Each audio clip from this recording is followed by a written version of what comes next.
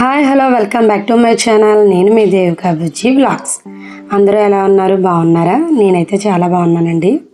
మీరందరూ కూడా బాగుండాలని దేవుణ్ణి ప్రార్థిస్తున్నాను. ఈరోజు థంబ్నెయిల్ చూశారు కదా. ఈరోజు వచ్చేసి తాటికాయతో రొట్టె చేస్తున్నానండి.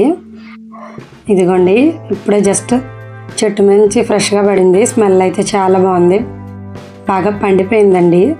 చాలా రోజుల నుంచి అనుకుంటున్నాను చేద్దామని, కానీ ఇప్పుడు కుదిరింది. చేసేద్దాం రండి. ఫస్ట్ అయితే పైన తొక్క మొత్తం తీసేసుకోవాలి. ఇదైతే చాలా పెద్ద కాయ అండి. శుభ్రంగా మొత్తం నాకైతే 3 టెంకలు వచ్చాయన్నమాట అండి. కాయ అయితే చాలా బాగుంది, బాగా పండింది అనమాట అండి. మొత్తం పీస్ తీసేసి దీన్ని కొంచెం వాటర్ డిప్ చేసి నానబెట్టాలన్నమాట అండి. అలా చేయడం వల్ల గుజ్జు తొందరగా వస్తుందండి. ఇవ్వండి, 3 టెంకలు వచ్చాయి నాకైతే. ఇప్పుడైతే వాటర్తో నానబెట్టి ఒకదానికొకటే బ్రష్ చేస్తున్నానండి. అలా చేయడం వల్ల గుజ్జు ఇంకా ఫాస్ట్గా వస్తుంది అనమాట అండి. నేనైతే క్యారెట్ చెక్కుకుంటాం కదండి, దాంతోనైతే తీద్దామనేసి. దాంతో తీయడం వల్ల ఏంటంటే పేస్ట్ లాగా వస్తుందండి. మనకి పీస్ రాదనమాట. బాగుంటుంది, గుజ్జు అందంగా వస్తుంది. ఇప్పుడైతే ఇవైతే పేస్ట్ తీస్తున్నాను. చాలా సింపుల్ ప్రాసెస్ అండి. ఇది తీయడం కష్టం అనుకుంటారు, కానీ ఈ క్యారెట్ చెక్కుకునేది అయితే ఉంటుంది కదండి, దాంతో తీయడం వల్ల చాలా ఈజీగా అయిపోతుంది పని అయితే. చిన్నప్పుడైతే తాటికాయతో తాండ్ర కూడా చేసుకునేవాళ్ళం. ఇప్పుడైతే నాకు 1 కప్ అయిందనమాట అండి. పెద్ద కప్పుతో 1 కప్ అయింది, 3 ఒక కాయకి కలిపి.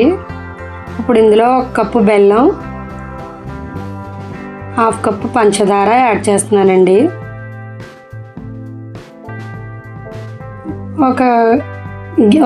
ఆ బౌల్తోనే ఇంకో బౌలు ఇడ్లీ రవ్వ యాడ్ చేస్తున్నానండి. అందరూ రైస్తో చేసిన రవ్వ యాడ్ చేస్తారు, నేనైతే ఇడ్లీ రవ్వ యాడ్ చేస్తాను. ఇది యాడ్ చేయడం వల్ల చాలా టేస్ట్గా ఉంటుందండి. మన ఇష్టం అండి, అది ఏదైనా యాడ్ చేసుకోవచ్చు. రొట్టె కాబట్టి కొంచెం గట్టిగా ఉంటుంది అనేసి. బియ్యం నూకతో చేసింది అయితే కొంచెం ముక్కలుగా ఇడిపోతుందండి. ఇది అలా ఇడవదు, గట్టిగా తినడానికి దూదిలాగా మెత్తగా ఉంటుంది అన్నమాట. ఇప్పుడు ఇదైతే ఒక 10 మినిట్స్ వరకు నానాలి. నేను ఇది మొత్తం కలిపేసానండి. కలిపేసి పక్కన పెట్టుకోవాలి.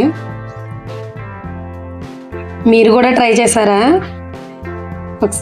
ట్రై చేయకపోతే ఒకసారి ట్రై చేయండి. వీడియో నచ్చితే లైక్ చేయండి, షేర్ చేయండి, సబ్స్క్రైబ్ చేసుకోవడం మర్చిపోకండి.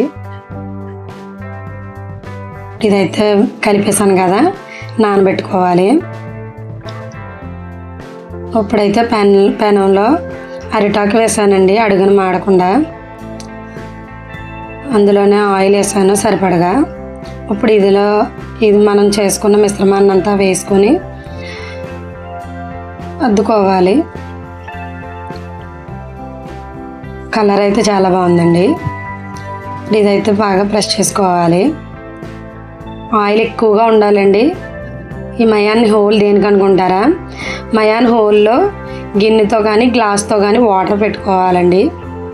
అలా పెట్టడం వల్ల మనం వాటర్ యాడ్ చేయలేదు కాబట్టి ఈ వాటర్లో ఉన్న ఆవిరి అయితే ఉంటుంది కదండి, ఆవిరి అంతా కూడా ఆవిరితోనే ఉడుకుతుంది అనమాట. ఇప్పుడు ఇదైతే చేసేసాం కదండి. ఇప్పుడు స్టవ్ మీద పెట్టేసుకుందాం, మూత పెట్టేసుకుని. ఇదిగోండి, నేనైతే స్టవ్ మీద పెట్టేశాను. మూత పెట్టేసి ఒక అరగంట సేపు చిన్న మంట మీద ఉడికించుకోవాలండి. అది ఉడికాక మళ్ళీ తిరిగేసుకోవచ్చు మళ్ళీ. ఇదిగోండి, ఇదైతే ఒక పక్క అయితే కుక్ అయిపోయింది. ఇప్పుడు ఇంకొక పక్క కుక్ అవ్వాలి కాబట్టి దాన్ని మళ్ళీ కంట్ల పెనం మీద తిరగేసుకున్నాను అనమాట. చూడండి, చాలా బాగా కాలిందనమాట రొట్టె అయితే. చూడడానికి చాలా బాగుంది, స్మెల్ కూడా చాలా బాగుంది. ఫైనల్గా మన తాటి రొట్టె అయితే రెడీ అయిపోయింది. మీరు కూడా ట్రై చేయండి సీజన్ అయ్యేలోపు. వీడియో నచ్చితే లైక్ చేయండి, షేర్ చేయండి, సబ్స్క్రైబ్ చేసుకోండి. బాయ్.